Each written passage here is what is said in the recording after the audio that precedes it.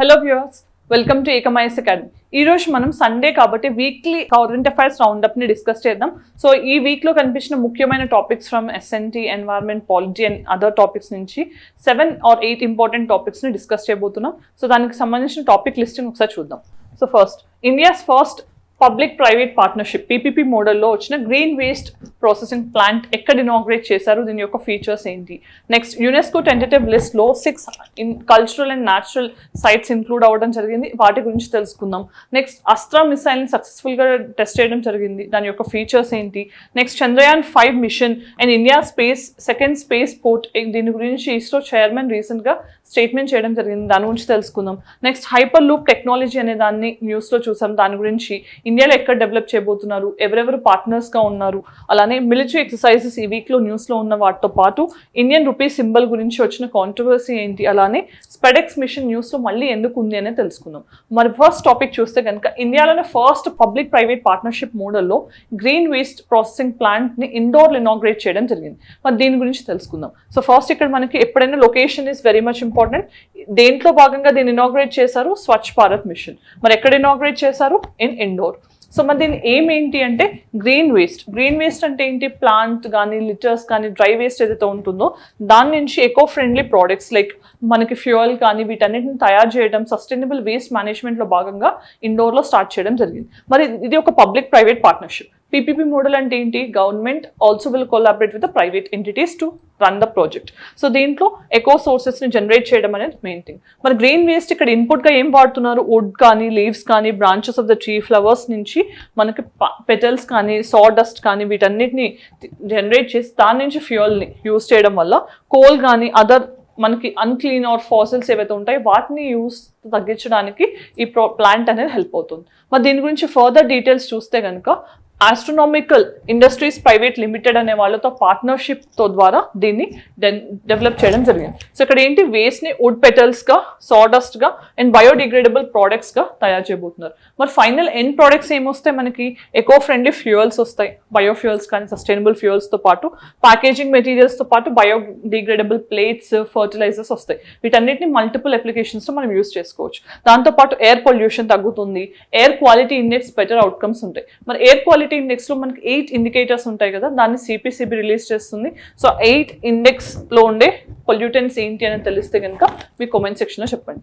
Next, Swachh Bharat machine అర్బన్లో భాగంగా అనుకున్నాం కదా, మరి స్వచ్ఛ భారత్ మిషన్ ఎప్పుడు ఇనాగ్రేట్ చేశారు, 2014 2 అక్టోబర్ గాంధీ జయంతి సందర్భంగా under ministry of housing and urban affairs వాళ్ళు దీన్ని ఇనిషియేట్ చేయడం జరిగింది. మరి ఇక్కడ ఏం ఏంటి, యూనివర్సల్ శానిటేషన్ కవరేజ్తో పాటు క్లెన్లీనెస్ అర్బన్ ఏరియాస్లో ప్రమోట్ చేయడం main objective. So Swachh Bharat machine first phase ఏమో 2014 to 19 5 yearsకి ఇంప్లిమెంట్ చేశారు.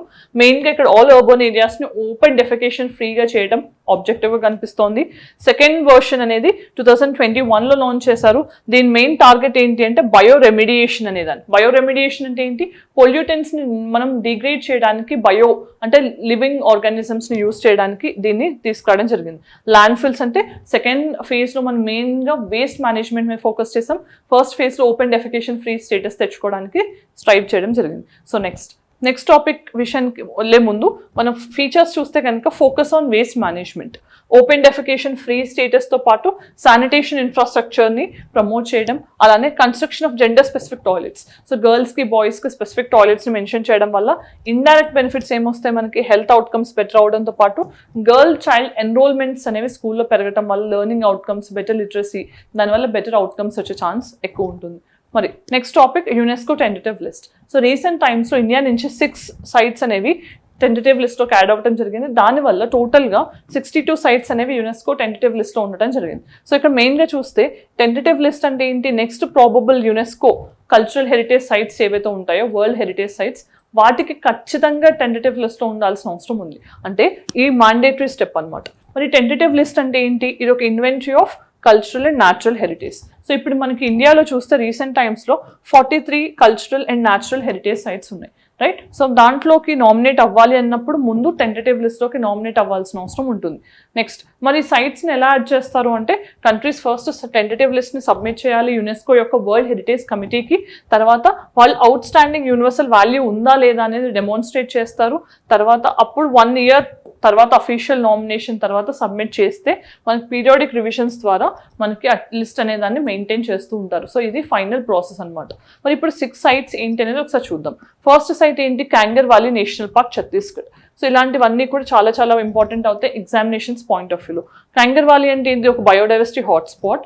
దాంతోపాటు లైమ్ స్టోన్ కేవ్స్, సో మనకి స్టాల్టైట్, స్టియటైట్ అంటాం కదా, ఇలాంటివన్నీ కూడా మనకి ఇక్కడ కనిపిస్తుంటాయి. అలానే బస్తర్ హిల్ మైనా అనేది ఒక ఎండమిక్ స్పీసీస్ కూడా ఇక్కడ ఎక్కువగా కనిపిస్తూ ఉంటుంది.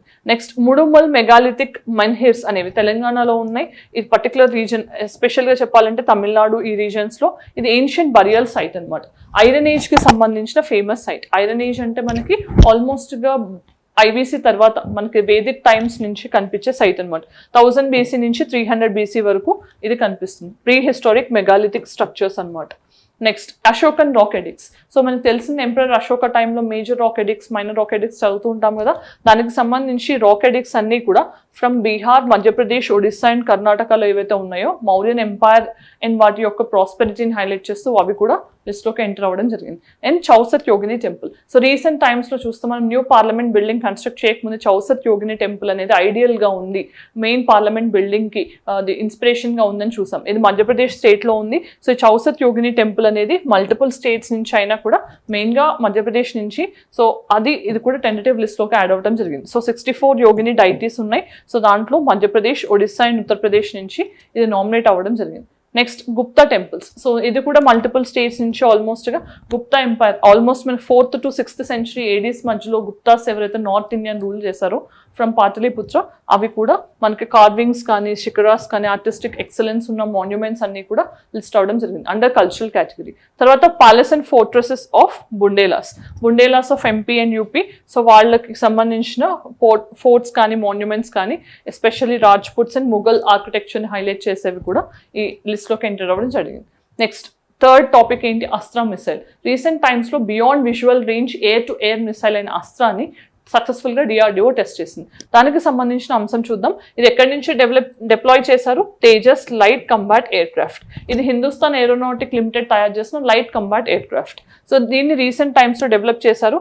బట్ మీరు మెయిన్గా గుర్తుపెట్టుకోవాల్సింది దీని అస్త్రా 3 మిసైల్ ఏదైతే ఉందో Mark 3, దాని యొక్క నేమ్ని గాంధీవంగా మార్చడం జరిగింది DRDO. గాంధీవా అంటే ఇది అర్జునుడి యొక్క విల్లు అనమాట. సో అది గాంధీవా నేమ్ చేయడం జరిగింది. నెక్స్ట్ అస్త్రా మిసైల్ ఏంటి, అసలు ఇది ఒక beyond visual range air to air missile. Air to air అనేది మెయిన్గా గుర్తుపెట్టుకోవాలి. అంటే మనం ఎయిర్ నుంచి ఫైర్ చేస్తాం. ఎయిర్ నుంచి ఫైర్ చేయాలంటే అది ఒక ఫైటర్ జెట్ కానీ ఏదైనా అయి ఉండాలి, సుఖాయ్ కానీ లేకపోతే ఇలాంటి వాటిని. సో రేంజ్ ఎంత, మినిమం 100 kilometers రేంజ్ని టార్గెట్ చేయగలదు. డెవలప్ చేసింది ఎవరు, DRDO. మ్యానుఫ్యాక్చర్ చేసింది Bharat Dynamics Limited. So again Hyderabad based organisation. తర్వాత ఫీచర్స్ చూస్తే ఆల్టిట్యూడ్ పాయింట్ ఆఫ్ వ్యూలో 20 kilometers వరకు ఇది హై ఆల్టిట్యూడ్ని టార్గెట్ చేయగలుగుతుంది. రేంజ్ ఆఫ్ 100 kilometers ఆల్రెడీ చూసాం. Initial navigation, inertial guidance system అనేది దీనికి ఇన్బిల్ట్ అయి ఉంది. అండ్ 4.5 మ్యాక్స్ స్పీడ్తో ట్రావెల్ చేస్తుంది. దీన్ని సుఖాయ్ నుంచి కానీ, తేజస్ నుంచి, మిగ్ నుంచి, వీటన్నిటి నుంచి కూడా మనం టెస్ట్ ఫైర్ చేయొచ్చు. నెక్స్ట్ ఇంపార్టెన్స్ విషయానికి వస్తే ఇండియాస్ యొక్క ఎయిర్ డిఫెన్స్ సిస్టమ్ని స్ట్రెంగ్తెన్ చేస్తుంది, రెడీనెస్ని ఇంకా ఎన్షోర్ చేస్తుంది, అలానే ఫారిన్ డిపెండెన్సీని తగ్గిస్తుంది, ఆత్మనిర్భర్ భారత్ని ప్రమోట్ చేస్తూ మేక్ ఇన్ ఇండియాని ప్రమోట్ చేస్తుంది, అలానే ఇండియా యొక్క ఫైటర్ జెట్ క్యాపబిలిటీస్ని ఇంకా స్ట్రెంగ్తెన్ చేస్తుంది అని చెప్పడానికి ఇది ఒక example. Next 4th topic, Chandrayaan 5 mission in India second space port. So recent టైమ్స్లో ఇస్రో చైర్మన్ అయిన V.C. నారాయణ్, సో ఈయన మనకు మెయిన్గా చంద్రయాన్ 5 గురించి కొన్ని డీటెయిల్స్ని అనౌన్స్ చేయడం జరిగింది. దాని గురించి చూస్తే ఇండియా సెకండ్ స్పేస్ పోర్ట్తో పాటు చంద్రయాన్ 5 గురించి డీటెయిల్స్లో భాగంగా ఆయన ఏం చెప్పారు, ఇండియా చంద్రయాన్ 5 మిషన్ని కండక్ట్ చేయబోతోంది with the collaboration of Japan. So దాని నేమ్ ఏమంటున్నాం మనం, లుపెక్స్ మిషన్ అంటున్నాం. లుపెక్స్ అంటే lunar polar exploration mission. So India and Japan together are planning Chandrayaan 5 mission. It will have a rover of 350 kgs. Rover అంటే ఏంటి, ఒక robotic module అనమాట. So అది 350 kgs వెయిట్ ఉంటుంది. మనకు ల్యాండ్ అయిన తర్వాత రోవర్ బయటకు వచ్చి అక్కడ శాంపిల్స్ని కలెక్ట్ చేస్తే శాంపిల్స్ని రిటర్న్ చేయడం ఈ మిషన్ యొక్క మెయిన్ ఉద్దేశం అనమాట. సో ఇక్కడ ఒకసారి చూస్తే India and Japan together will deploy this mission. Next చూస్తే ఇక్కడ ఒక ల్యాండర్తో పాటు రోవర్ ఉంటాయి. ల్యాండర్ ఏమో ఇండియా సెండ్ చేస్తుంది, రోవర్ ఏమో జపాన్ సెండ్ చేయబోతుంది. సో దీంట్లో మనకి హ్యూమన్ ల్యాండింగ్ మిషన్స్ని కూడా 2040 వరకు ప్లాన్ చేస్తున్నామని ఇస్రో చైర్మన్ చెప్పడం జరిగింది. 350 kgs అడ్వాన్స్డ్ రోవర్తో పాటు హై కెపాసిటీ ల్యాండర్ అనేది కూడా డెవలప్ చేస్తున్నారు. మరి దీనికి సంబంధించి మెయిన్గా గుర్తుపెట్టుకోవాల్సింది ఈ రోవర్ కలెక్ట్ చేసిన శాంపిల్స్ ఏవైతే ఉంటాయో అవి రిటర్న్ చేయడం కూడా దీంట్లో భాగంగా ఉంది. సో చంద్రయాన్-3 ఆల్రెడీ ల్యాండింగ్ సక్సెస్ఫుల్గా టెస్ట్ చేసింది. చంద్రయాన్-4లో శాంపుల్ రిటర్న్ చేస్తున్నాం. సో మళ్ళీ చంద్రయాన్-5 రెండింటిని కాంబినేషన్స్లో డెవలప్ చేయబోతున్నాం with the country of Japan. So India second space port ఎక్కడ? కులశేఖరపట్నం ఇన్ తుటుకోడి డిస్ట్రిక్ట్ ఆఫ్ తమిళనాడు. ఇక్కడ నుంచి ఏంటి, ఆల్రెడీ మనకి సతీష్ ధావన్ స్పేస్ సెంటర్ శ్రీహరికోటలో ఏదైతే ఉందో అది పిఎస్ఎల్వి జిఎస్ఎల్వి లాంచెస్కి యూస్ చేస్తున్నాం. కానీ ఫ్యూచర్లో స్మాల్ శాటిలైట్ లాంచ్ వెహికల్స్ని యూస్ చేయాలన్నా, ప్రైవేట్ని ఎంకరేజ్ చేయాలన్నా కానీ ఫ్యూచర్ స్మాల్ శాటిలైట్స్లో ఉంటుంది. ఆ స్మాల్ శాటిలైట్స్ కోసం డెడికేటెడ్ స్పేస్ పోర్ట్ని కులశేఖరపట్నంలో డెవలప్ చేస్తున్నాం. దానికి సంబంధించి ఇక్కడ ఎస్ఎస్ఎల్వీస్ని ఎంకరేజ్ చేయడంతో పాటు శ్రీహరికోట మీద ఉన్న డిపెండెన్స్ని తగ్గించడం, దాన్ని మెయిన్గా నేషనల్ ఇంపార్టెంట్ ప్రాజెక్ట్స్ యూజ్ చేయడం అనేది మెయిన్గా కనిపిస్తోంది. ఇక్కడ నెక్స్ట్ చూస్తే కనుక ఫీచర్స్ 2350 ఎకర్స్ ఆఫ్ ఏరియాలో ఈ సెకండ్ స్పేస్ పోర్ట్ని డెవలప్ చేస్తున్నారు. 35 మేజర్ ఫెసిలిటీస్ ఉంటాయి. ఇక్కడ డెడికేటెడ్ లాంచ్ ప్యాడ్తో పాటు rocket integration facilities, ground range checkout ఫెసిలిటీస్తో పాటు మొబైల్ స్ట్రక్చర్స్, లాంచర్స్ ఇవన్నీ కూడా ఉంటాయి. ఆల్మోస్ట్ యాన్యువల్గా 24 స్మాల్ శాటిలైట్స్ని లాంచ్ చేసే కెపాసిటీ కూడా ఇక్కడ ఉంది. సో ఫ్యూయల్ కన్సంప్షన్ తగ్గించడం అంటే ఏంటి, మనకి డాగ్ లెగ్ మాన్యూవరింగ్ ఏదైతే ఉంటుందో, అంటే శ్రీహరికోట అనేది మనకి ఇక్కడ ఉండటం వల్ల శ్రీలంకను బైపాస్ చేయడానికి డాగ్ లెగ్ మాన్యూవరింగ్ చేయాల్సి ఉంటుంది. అది చేయాల్సిన అవసరం లేకుండా కులశేఖరపట్నం అనేది మనకి ఫ్యూయల్ అండ్ కాస్ట్ని తగ్గించడానికి హెల్ప్ చేస్తుంది. Next topic hyper loop technology. Recent టైమ్స్లో హైపర్ లూప్ టెక్నాలజీ అనే దాన్ని integrated coach factory Chennai develop చేస్తుందని చెప్పడం జరిగింది. సో రైల్వే మినిస్ట్రీ చెప్పడం, ఇంటిగ్రేటెడ్ కోచ్ ఫ్యాక్టరీ రైల్వే ఏదైతే రైల్వేస్కి సంబంధించిన చెన్నై ఉందో అది డెవలప్ చేయబోతున్నారు. So with the help of IIT Madras. So ఇది లాంగెస్ట్ ఇన్ ఏషియా కూడా అవ్వబోతోంది. అసలు హైపర్ లూప్ అంటే ఏంటి? అల్ట్రా స్పీడ్ ట్రాన్స్పోర్టేషన్ అనమాట. ఇది ఎయిర్ ట్రాన్స్పోర్టేషన్ కంటే ఎక్కువ స్పీడ్తో వర్క్ చేయబోతుంది. ఇది నియర్ వాక్యూమ్ ట్యూబ్స్లో ట్రావెల్ స్పీడ్ ఎంత ఉంటుంది? ఆల్మోస్ట్ మనకి 1220 km/h స్పీడ్తో ఇవి ట్రావెల్ చేయబోతున్నాయి. మరి ఎక్కడ మెయిన్గా చూస్తే అంటే లో ప్రెషర్ ట్యూబ్స్, ఇవన్నీ వాక్యూమ్ ట్యూబ్స్ అనమాట. సో దాంట్లో మ్యాగ్నెటిక్ లెవిటేషన్ అనే ప్రాసెస్ ద్వారా మనకి ఫ్రిక్షన్ తగ్గిస్తూ ఇవి మూవ్ అవుతూ ఉంటాయి అనమాట. ఎలక్ట్రోమాగ్నెటిక్ ప్రొపల్షన్ అనేది ఈ పాడ్స్ని మూవ్ చేస్తూ ఉంటుంది. ఇవి ఎయిర్లో వెళ్ళే ట్రాన్స్పోర్టేషన్ నెట్వర్క్. సో ఎనర్జీ ఎఫిషియెంట్తో పాటు లో ఎమిషన్స్ని రిలీజ్ చేస్తుంది. అలానే faster than air travel. Present air ట్రాన్స్పోర్టే ఫాస్టర్ అనుకుంటాం, దానికంటే ఫాస్టర్గా ఈ హైపర్ లూప్ ఉండబోతోంది. అలానే రెడ్యూసెస్ రోడ్ కంజెషన్తో పాటు noise pollution, sound pollution, traffic వీటన్నిటిని ఇది రెడ్యూస్ చేయబోతుంది. నెక్స్ట్ టాపిక్ చూస్తే కనుక ఆరిజిన్ చూస్తే మనకి ఎలాన్ మస్క్ 2013లోనే హైపర్ లూప్ టెక్నాలజీ గురించి అనౌన్స్ చేయడం జరిగింది. సో దీన్ని ఓపెన్ సోర్స్ టెక్నాలజీగా, అంటే డెవలప్ చేసే వాళ్ళ కొత్త ఐడియాస్ని తీసుకుంటూ ఓపెన్ సోర్స్ ప్లాట్ఫామ్గా దీన్ని డెవలప్ చేశారు. హైపర్ లూప్ టెక్నాలజీ ఇండియాలో IIT Madras and integrated coach factory Chennai కలిసి డెవలప్ చేస్తుంది. ఇలాంటి ఐఐటీస్ని అడిగే ఛాన్స్ ఎక్కువ ఉంటుంది, గుర్తుపెట్టుకోండి. 2 Chennai, then ministry involved is ministry of railways.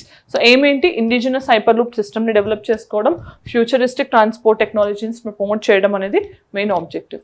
ఇక్కడ కంపెనీస్ ఇన్వాల్వ్డ్ ఏంటి, ఐఐటి మెడ్రాస్తో పాటు ఆవిష్కార్ హైపర్ లూప్ టీమ్ అనేది ప్రాజెక్ట్ని లీడ్ చేస్తున్నారు. Integral coach factory Chennai developing the technical things అనే వాటిని వాళ్ళు చూసుకుంటున్నారు. Next topic military exercises in news. మరి ఏం మిలిటరీ ఎక్సర్సైజెస్ ఇండియా కండక్ట్ చేస్తుంది రీసెంట్ టైమ్స్లో అంటే బొంగో సాగర్. బొంగో అంటే బంగ్లాదేశ్, ఈజీగా రిమెంబర్ చేయొచ్చు. India and Bangladesh together are running this exercise.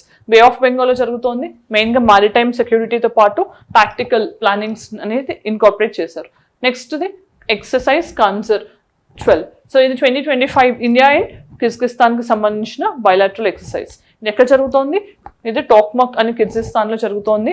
దీనికి సంబంధించి ఇంటర్ఆపరబిలిటీని ప్రమోట్ చేయడం, కౌంటర్ టెర్రరిజం, హైబ్రిడ్ వార్ఫేర్ అనేవి మెయిన్ ఆబ్జెక్టివ్స్గా కనిపిస్తున్నాయి. Next Dharma Guardian 2025 India and Japan together are running this East Fuji training area జపాన్లో ఇది జరుగుతోంది. నెక్స్ట్ టాపిక్ ఏంటి, ఇండియన్ రూపీ సింబల్. రీసెంట్ టైమ్స్లో తమిళనాడు స్టేట్ బడ్జెట్ ప్రవేశపెట్టిన సందర్భంలో ఇండియన్ రూపీ సింబల్ని RUగా ప్రవేశపెట్టడం జరిగింది. సో ఇండియన్ రూపీ అనగానే మనం ఇలా యూజ్ చేస్తాం, కానీ తమిళనాడు స్టేట్ బడ్జెట్లో ఇలా మార్చి చెప్పడం అనేది కాంట్రవర్సీకి దారితీస్తుంది. సో అసలు రూపీ సింబల్ గురించి తెలుసుకుందాం. సో ఫస్ట్ అసలు ఈ రూపీ సింబల్ అనేది ఏంటి, ఇండియా యొక్క ఎకనామిక్ స్టేటస్ని, ఎకనామిక్ ట్రాన్సాక్షన్స్లో ఇండియాని రిప్రజెంట్ చేయడానికి యూజ్ చేస్తున్న సింబల్. ఇది ఒక గ్లోబల్ ఐడెంటిటీగా కూడా చెప్పొచ్చు. సో దీన్ని గవర్నమెంట్ ఆఫ్ ఇండియా 2010లో అడాప్ట్ చేసుకోవడం జరిగింది. మరి ఈ పర్టికులర్ రూపీ సింబల్ని ఎవరు డెవలప్ చేశారు? ఉదయ్ కుమార్ అని ఐఐటి బాంబే స్టూడెంట్ సెలెక్ట్ చేయడం జరిగింది.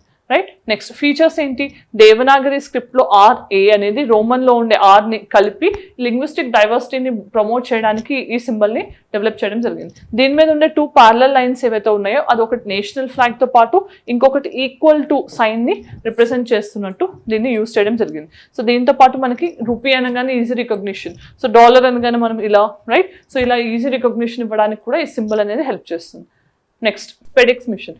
మరి ఎప్పుడో మనం డిసెంబర్లో కండక్ట్ చేసిన స్పెడెక్స్ మిషన్ జాన్లో స్పేస్ డాకింగ్ చేసి సక్సెస్ఫుల్ అయింది. మరి ఇప్పుడు ఎందుకు న్యూస్లో ఉంది అంటే అప్పుడు డాక్ అయిన శాటిలైట్స్ ఏవైతే ఉన్నాయో అవి ఇప్పుడు సక్సెస్ఫుల్గా అన్డాక్ అవ్వడం జరిగింది, అందుకని ఇది న్యూస్లో ఉంది. సో స్పెడెక్స్ మిషన్ వల్ల 2 SpaDeX satellites chaser and target ఏవైతే ఉన్నాయో PSLV C-60 ద్వారా మనం పంపించాము, అవి అన్డాక్ అవ్వడం జరిగింది, రైట్. సో ఇప్పుడు India 4th country to successfully space dock the experiment. So after Russia, US and China. Then importance విషయానికి వస్తే కనుక ఇది ఫ్యూచర్ స్పేస్ స్టేషన్స్ అసెంబ్లీ కానీ డిస్మాంటిలింగ్ కానీ లేకపోతే మన ఫ్యూచర్లో లూనార్ మిషన్స్ని కండక్ట్ చేయడానికి కానీ ఇది మెయిన్గా హెల్ప్ చేయబోతోంది.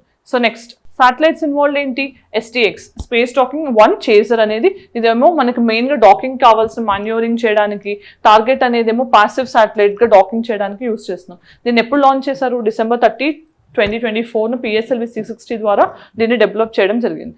దెన్ ఫీచర్స్ ఏంటి, ఇది first Indian space docking demonstration experiment.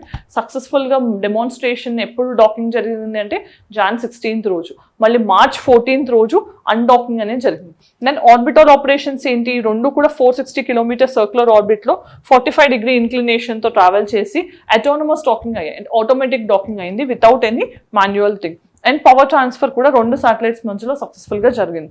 మాన్యూరింగ్తో పాటు మనకి గ్లోబల్ గ్రౌండ్ స్టేషన్స్కి కావాల్సిన ఇన్ఫర్మేషన్ కూడా ఎనేబుల్ అవ్వడం జరిగింది. ఇది బెంగళూరు, లక్నో అండ్ మారిషస్లో ఉన్న గ్రౌండ్ స్టేషన్స్కి కూడా ఇన్ఫర్మేషన్ అనేది ప్యారలల్గా ఇవ్వడం జరిగింది. ఇంపార్టెన్స్ ఏంటి, ఇది ఫ్యూచర్లో ఉండే ఇండియన్ స్పేస్ స్టేషన్ మనం అంబిషియస్గా ప్రెస్టీజియస్గా తీసుకుంటున్న భారతీయ అంతరిక్ష స్పేస్ స్టేషన్కి కావాల్సిన ఇన్ఫర్మేషన్ ఇవ్వబోతోంది. అలానే హ్యూమన్ స్పేస్ ఫ్లైట్ని సపోర్ట్ చేస్తుంది గగన్యాన్ లాంటి మిషన్స్కి, అలానే in space robotics and logistics. So ఫ్యూచర్లో ఏదైనా రిపేర్స్ కావాలన్నా, రీఫ్యూలింగ్ చేయాలన్నా వాటన్నిటికీ కావాల్సిన డెమాన్స్ట్రేషన్స్ ఈ స్పేస్ డాకింగ్ ద్వారా చేయొచ్చు. అలానే ఇండియా డీప్ స్పేస్ ఎక్స్ప్లోరేషన్స్ని కూడా ఎన్హాన్స్ చేసే ఛాన్స్ మనకి ఈ స్పెడెక్స్ మిషన్ కల్పిస్తుంది. మరి దీనికి సంబంధించిన ప్రాక్టీస్ క్వశ్చన్స్ చూద్దాం. Astra missile is design to be launched from which of the following fighter air crafts. Astra అనేది చూసాం, ఇప్పుడే గాంధీవంగా రీనేమ్ అయిన beyond visual range air to air missile, అదే దేని నుంచి డిప్లాయ్ చేయొచ్చు అనేది తెలిస్తే ఆన్సర్ కామెంట్ సెక్షన్ చెప్పండి. Trial service exercise Indra is conducted between India and which country? Russia, Japan, France and Australia. మన వీటిలో ఏది అనేది ఆప్షన్ కామెంట్ సెక్షన్ చెప్పండి. Next, which of the following countries had achieved in space docking before India? India కంటే ముందు space docking conduct చేసిన countries ఏంటి అనేది కామెంట్ సెక్షన్లో చెప్పండి. మరి ఈరోజు మనం వీక్లీ కరెంట్ అఫైర్స్ రౌండప్లో భాగంగా 8 ఇంపార్టెంట్ టాపిక్స్ని డిస్కస్ చేసాం. మీకు ఇనిషియేటివ్ నచ్చినట్లయితే మీ ఒపీనియన్ కామెంట్ సెక్షన్లో చెప్పండి. Thanks for watching. All the very best.